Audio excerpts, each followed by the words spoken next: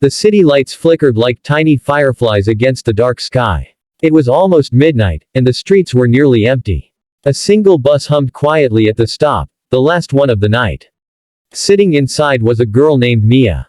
She was 17, clutching her backpack tightly, staring out the window at the blur of streetlights passing by. Her reflection looked tired, not just from the day, but from the weight of everything that had gone wrong lately. Her dream had been simple, to make her parents proud. But after a year of bad grades, missed chances, and constant arguments at home, she'd started to believe she was just a disappointment. As the bus rolled forward, Mia's thoughts drifted. She remembered the way her mom used to tell her stories before bed, stories about brave girls who got lost, but always found their way back. Back then, she never realized those stories were really about life. A few rows ahead, the driver hummed softly, an older man with kind eyes and a wrinkled face. He glanced in the mirror and noticed Mia sitting alone. "You okay back there?" he asked gently. She nodded, not trusting her voice. "You look like someone carrying the world on your shoulders," he said, smiling faintly. "Heavy load for one night." His words were simple, but they hit deep. Mia hesitated, then whispered, "I messed everything up." The driver chuckled softly. "Then welcome to the club. Everyone on this bus has, at some point." For the first time all day, she almost smiled. The bus turned a corner, and the city outside began to fade, replaced by quiet suburbs and the faint glow of street lamps. Mia leaned her head against the window and watched raindrops chase each other down the glass. She thought about her dad, how disappointed he'd looked earlier when she told him she wanted to quit school. He didn't yell. He just sighed. Somehow, that hurt even more. The bus stopped again, and a woman got on, holding a bunch of flowers wrapped in paper.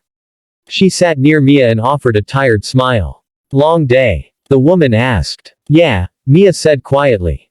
The woman looked down at the flowers. "I just came from the hospital.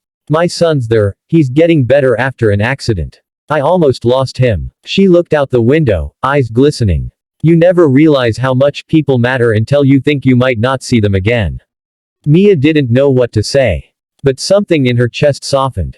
The woman smiled again before getting off a few stops later, leaving behind the faint scent of lilies. When Mia looked out, she noticed something, her stop was coming up. But for the first time in weeks, she didn't feel as heavy. Maybe things weren't over. Maybe she could still fix what was broken. The driver called out, "This is the last stop." Mia stood up and walked to the front. Before stepping off, she looked at him and said quietly, "Thank you." He nodded. "Go home, kid. Sometimes that's the hardest, and bravest, thing to do." As the bus doors closed behind her, Mia walked through the cool night air toward home. She could see the faint light from her house glowing in the distance. It wasn't perfect, but it was still home. And as she walked, she realized something. Sometimes life gives you a second chance, not when you expect it, but when you finally stop running from it. The night air was cold, but peaceful. Mia walked slowly down the quiet street, the sound of her footsteps echoing softly against the pavement. Each step toward home felt heavier than the last. The rain had stopped, but tiny drops still clung to her hair and jacket, glittering in the light from the street lamps. Her house stood at the end of the road, small, familiar, and warm looking through the living room window. She could see her dad sitting at the table, a cup of coffee in his hands, staring into space. The sight made her heart ache. She hesitated on the sidewalk, afraid. What if he was still angry? What if she really had gone too far this time? But then she remembered the bus driver's words, "Go home, kid." Sometimes that's the hardest, and bravest, thing to do. So, she took a deep breath and opened the door. The smell of coffee and rain filled the air. Her dad looked up, surprised. His eyes were tired, but not angry. For a moment, neither of them spoke. The silence stretched like a fragile thread between them. Finally, Mia said softly, "I'm sorry." Her dad's expression softened instantly. He stood, walked over, and put a hand on her shoulder. "You're home," he said quietly. "That's what matters." And that was it. No long lecture, no harsh words, just those three simple ones that meant everything. Mia felt something inside her break and mend at the same time. She hadn't realized how much she needed to hear that. They sat down together, and for the first time in months, they talked. Really talked. About school, about her fears, about how lost she'd been feeling. Her dad didn't interrupt or judge. He just listened. When she finally ran out of words, he said, "You don't have to have everything figured out right now.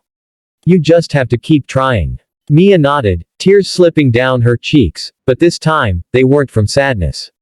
They were from relief. Later that night, as she sat by her bedroom window, she watched the same bus drive past in the distance. Its headlights cut through the dark, glowing like a reminder. That bus had been more than just a ride, it had been a turning point. She thought about the people she'd met, the kind driver, the woman with the flowers, and realized that even in the middle of her hardest night, she was never truly alone. Sometimes, life sends you tiny signs that things can get better, if you just keep moving forward. She smiled faintly and whispered, "Thank you," to no one in particular, maybe to the universe, maybe to herself. And in that quiet moment, she finally believed it. She wasn't broken. She was just becoming stronger.